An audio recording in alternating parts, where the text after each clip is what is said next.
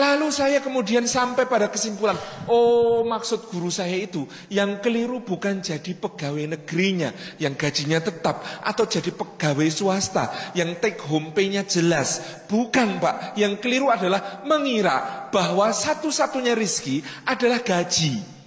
Keliru. Dan keliru lagi mengira satu-satunya jalan rizki adalah pekerjaan. Enggak. Saya pernah ketemu orang gajinya besar, rezekinya kecil, Pak. Gaji besar, rezeki kecil ya? Gaji besar, rezekinya kecil. Lawang saya qadarullah nggak kebagian kursi ekonominya Garuda. Ya wis kepeksa mulya sithik numpak kelas bisnis. Duduk sebelah saya direktur sebuah BUMN. Untungnya naik Garuda kelas bisnis itu, Pak, berkurang godaan. Soalnya nggak ketemu pramugari, ketemunya buliknya pramugari. Wah sepuh-sepuh itu kan.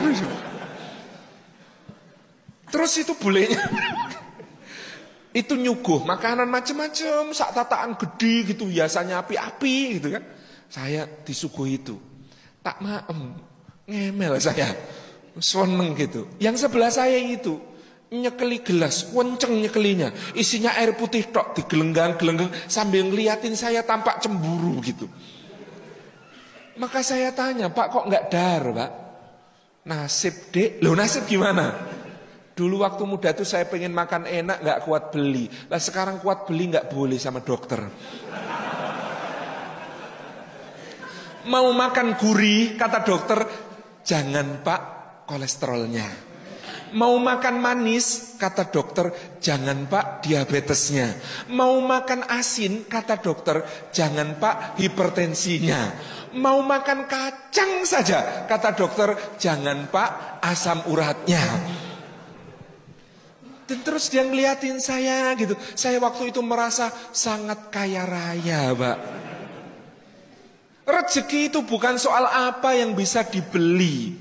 Apalagi duitnya berapa, gajinya berapa. Banyak orang gajinya besar, rezekinya kecil. Dan banyak orang gajinya kecil, rezekinya kecil.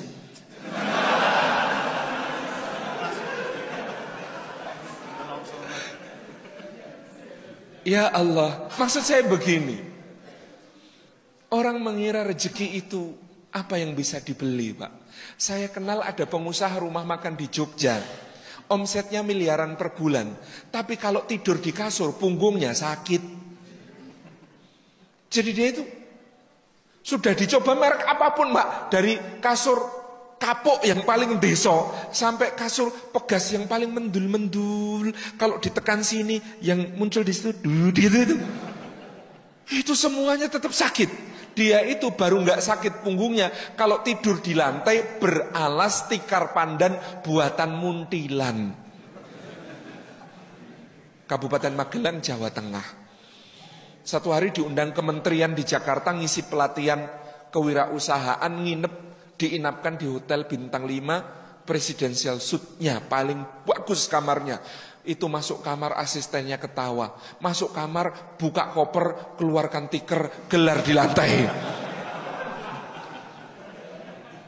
Lalu saya bulan Februari 2014 itu, majalah The Economist ada cerita tentang sebuah maskapai penerbangan, salah satu yang terbesar di dunia, punya ratusan unit pesawat terbang di seluruh dunia. Lah komisarisnya itu, salah satu pemegang saham terbesarnya itu punya penyakit psikologis namanya hyperfobia, rasa takut berlebihan terhadap ketinggian. Dia punya pesawat ratusan unit, seumur hidup nggak berani naik pesawat. Saya semakin yakin rezeki itu urusannya Gusti Allah. Makanan yang paling mahal bisa dibeli, bisa dipesen, tapi nikmatnya makan Allah yang bagi-bagi, Pak. Di Paris, Perancis ada chef Dudonyong namanya. Itu kalau mau makan racikannya beliau, pesan sebulan sebelumnya, DP-nya bisa untuk beli motor di sini.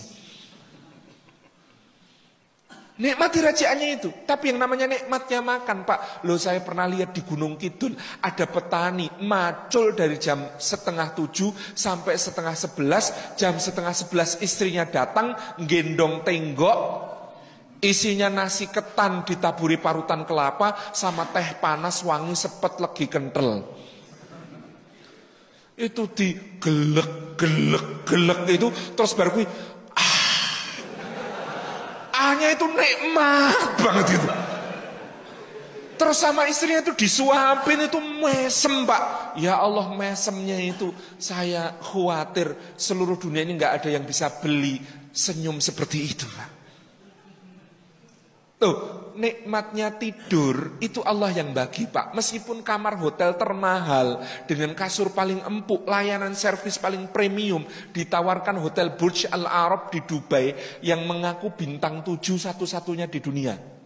Padahal di Indonesia banyak bintang 7. Punya obat sakit kepala. Itu di sana, Masya Allah. Kayak apa layanannya? Oh saya pernah ke sana Pak. Takon. Gak nginep. Nginep gak iso turu, mikir bayar gua apa. Ya Allah, itu bayarnya Pak. Bayar sekamar di Burj Al Arab itu, yang suite paling mahal itu, yang artis Hollywood rebutan nginep di situ karena prestis itu. Itu di sini bisa untuk membangun rumah Pak. Harga sewa semalamnya itu. Tapi nikmatnya tidur, Allah yang bagi-bagi. Lah anak pemulung di Jakarta itu loh. Naik gerobak bapaknya, alasnya karton kerdus, selimutnya koran, bantalnya kayu.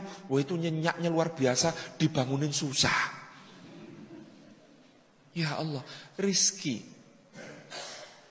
Rizki itu bukan duit Pak. Ya Allah, ada orang punya banyak duit, tapi enggak rizkinya Pak. Bekerja keras, membanting tulang sampai linu-linu, memeras keringat sampai kering badannya gitu ya. Sampai umur 63 tahun, di depositonya kumpul 10 triliun. Terus besok pagi wafat. Lah terus 10 triliun itu, hasil kerjaannya nyapek-nyapek ke badan itu rezekinya siapa Pak? Ya iso ahli waris, ya iso musuh bisnis. Lah Allah itu enggak kekurangan cara untuk nganter kepada yang sudah tertulis di Lauhil Mahfud. Dan itu ahli waris yang kejam Pak. Di Jogja itu kalau ada orang meninggal hari ini, memakamkannya besok, maka anak-anaknya akan mengatakan, nyuwun sewu Bapak Ibu sekalian, insya Allah jenazah Bapak malam ini diinapkan dulu di rumah, memakamkannya besok. Diinapkan. Nginep itu di rumah sendiri apa di rumah orang Pak? Nginep itu di rumah sendiri apa di rumah orang? Di rumah orang nggak ada. Saya nginep di rumah saya sendiri nggak ada. Nginep itu pasti di tempat orang. Itu baru meninggal hari ini. Saya bangun sejak bata pertama sampai keramik terakhir. Beliau wafat hari ini. Anak-anaknya dengan tega mengatakan, Bapak malam ini nginep di sini. Berarti sudah bukan rumahnya. Padahal masih ada jasadnya di situ. Hak miliknya sudah dicabut sama anak-anaknya.